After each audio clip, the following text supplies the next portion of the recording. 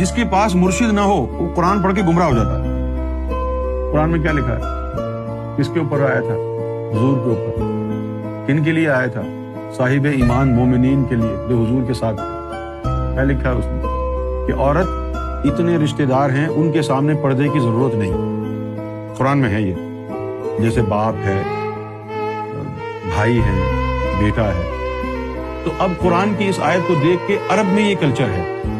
عرب میں جب عورتیں اپنے گھر میں ہوتی ہیں، بھائی ہو گھر میں، باپ ہو یا بھانجے ہوں یا بھتیجے ہوں، یہ سب جائز ہے قرآن کے مطابق۔ ان کے سامنے جو ہے وہ معمولی سا ہی پردہ رکھتی ہے اور اس سے شہوت ابھرتی ہے۔ اب بات کر رہا ہوں میں طریقت کی، شریعت کی نہیں کر رہا۔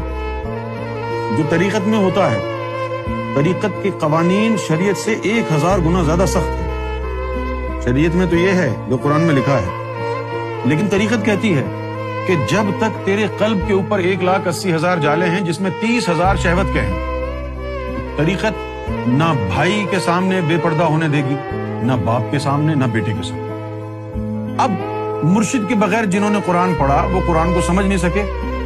یہ آیت تو ان کے لیے نازل ہوئی تھی جن کے دلوں میں نور آ گیا تھا، پردے ہٹ گئے تھے۔ جب تیرے دل سے وہ پردے ہٹ جائیں، جل جائیں، قلب جاری ہو جائے، نور آ جائے، تو پھر تو بھائی اور باپ کے سامنے اگر بغیر پردے کے بھی بیٹھ جائے تو خیر ہے، کیونکہ شہوت ختم ہو گئی۔ شہوت ہوتی ہے دو طرح کی، ایک ہوتی ہے شہوت عارضی اور ایک ہوتی ہے شہوت دائمی۔ دائمی شہوت کیا ہوتی ہے؟ وہ جو 30,000 شہوت کے جالے ہیں وہ ہمیشہ ناپاک ہے رب کی نظر میں۔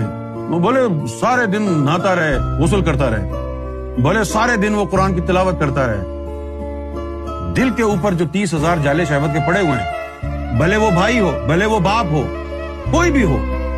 جیسے پاکستان میں بھی رواج ہے، یہ کزن ہے، ان کے ساتھ بیٹھی ہیں بچیاں، یہ فلاں ہیں، یہ فلاں ہے، اور پھر کیا ہوتا ہے؟ ایسے بھی دنیا میں واقعات ہوئے ہیں کہ بھائی نے بہن کا ریپ کر دیا، باپ نے بیٹی کا ریپ کر دیا۔ اب کس کو الزام ٹھہرائے، یعنی قصوروار ٹھہرائیں؟ قرآن کو؟ قرآن میں تو لکھا ہے کہ بھائی بھانجے بھتیجے یہ جو ہیں رشتے، ان کے سامنے زیادہ پردہ کرنے کی ضرورت نہیں ہے۔ ٹھیک ہے، نہیں کیا، عورتوں کے سینے نظر آ رہے ہیں، بھانجا بیٹھا ہوا ہے، بھتیجا بیٹھا ہوا ہے، انکل بیٹھا ہوا ہے، قرآن کے مطابق جائز ہے، پھر ریپ ہو گیا۔ اب قصوروار کون ہے؟ قصوروار آپ ہیں، کیونکہ آپ نے قرآن کو بغیر مرشد کے پڑھا۔ اگر مرشد کے ساتھ پڑھتے تو مرشد بتاتا کہ یہ آیت اس وقت کے لیے ہے جب شہوت کے جالے قلب سے ہٹ چکے ہوں، صاحب ایمان ہو چکا ہو۔